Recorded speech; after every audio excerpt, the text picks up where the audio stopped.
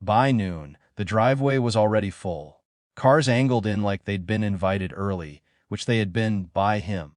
The banners read Happy 18th in the same font they'd used for his birthday 3 years earlier. Only this time the date was wrong, and the name space was left blank, as if they hadn't decided yet who it belonged to. Mara stood in the kitchen doorway, cataloging details the way she always did when she felt unsteady. The catering trays were labeled in his handwriting. The playlist on the speaker, his music, not hers. Even the cake, cooling on the counter, was chocolate with peanut butter frosting. She was allergic to peanuts. Everyone knew that. They forgot anyway. Her mother brushed past with a stack of plates. "Smile," she said, not unkindly. "People are coming." By the time guests arrived, it was clear what had happened. Someone laughed about how funny it was that he wanted to do 18 right this time.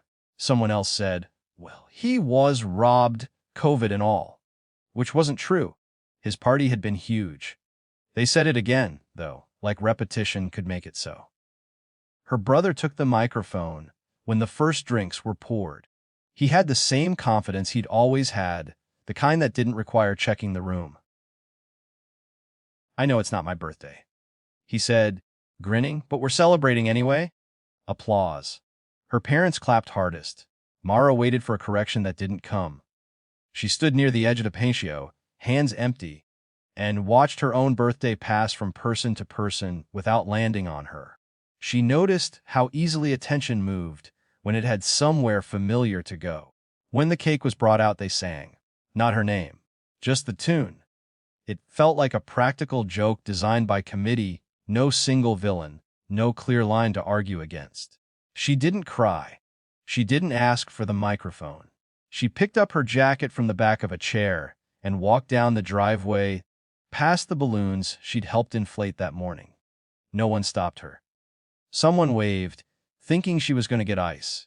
She left her phone on the kitchen counter by accident. It buzzed itself to death while she walked the 3 miles to the bus stop. The year that followed didn't look like a montage.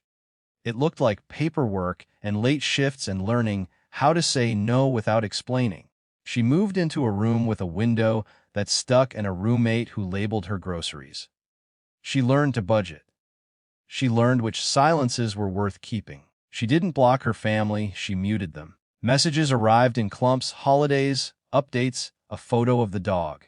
Her brother sent a text once, but don't be dramatic. She didn't answer. It was easier to build something if she didn't keep stepping back to justify it. By spring, she had a job she liked well enough and a class she took at night because it made her feel capable. By summer, she had friends who knew her birthday without being reminded. By fall, she had the habit of waking early and running, not to get faster, but to get quieter. They ran into each other at a cousin's wedding a year later. The venue was a converted mill, all brick and echo. Mara arrived alone. Her brother arrived late, already irritated. He saw her before she saw him and had time to decide how he felt about it. She had changed in ways that were hard to quantify and easy to notice. She stood differently. She laughed without checking who was listening. When people asked what she was doing, she answered simply and stopped there. He watched this with the expression of someone trying to solve a problem that refused to stay still. At dinner, a seating mistake put them across from each other. He poked at his food. She didn't rush. So he said, loud enough for the table, "Wes, the whole disappearing act worked out for you." Mara looked at him. She considered the available responses and chose the shortest one. "I didn't disappear," he snorted. "You made everyone look bad." The table went quiet in that way that pretends to be polite. Her parents stiffened, already preparing to smooth. "I didn't make anyone do anything," Mara said. Her voice surprised her with how even it sounded. He leaned back, chair scraping. "You think you're better than us now?" The question landed wrong because it was asked too publicly. The officiant glanced over. A server paused. Her mother opened her mouth. Her father lifted a hand, finally.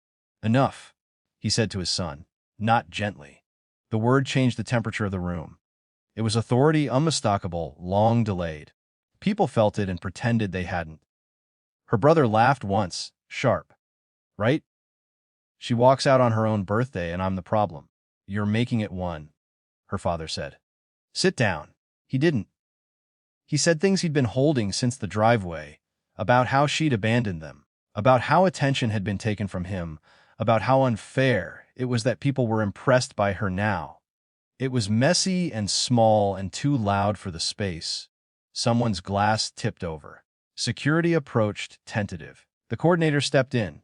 Words like sir and please appeared. Her brother argued until arguing stopped working. He was escorted out. Not dragged. Just guided the way adults are when consequences finally apply. After, the family sat with the discomfort like a dish no one wanted to pass. Her mother dabbed at her eyes. Her father stared at the table. I didn't know it was that bad. Her mother said to Mara, later, near the coat check. Mara thought of the peanut butter cake. Of the blank name. Of the way forgetting had been practiced. I did, she said. It wasn't a victory. It didn't feel clean. It felt like a necessary correction that came with damage. Her brother didn't call for months. When he did, his voice was brittle. He asked if she'd put him in a bad position on purpose. She told him she hadn't planned anything. He didn't believe her, and that was something she could live with. The family recalibrated in uneven ways. Invitations came with more care and more fear.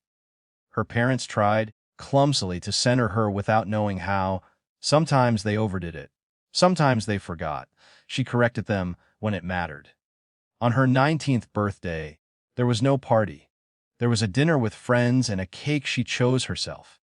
Chocolate, no peanuts. She made a wish that wasn't dramatic, to keep building a life that didn't require permission. Some distances never close all the way. Some doors stay ajar, not as an apology, but as an acknowledgement that the room has changed. Mara accepted that. Identity, she learned, wasn't reclaimed in a single walkout. It was assembled, piece by piece, when no one was watching, and held, even when they finally were.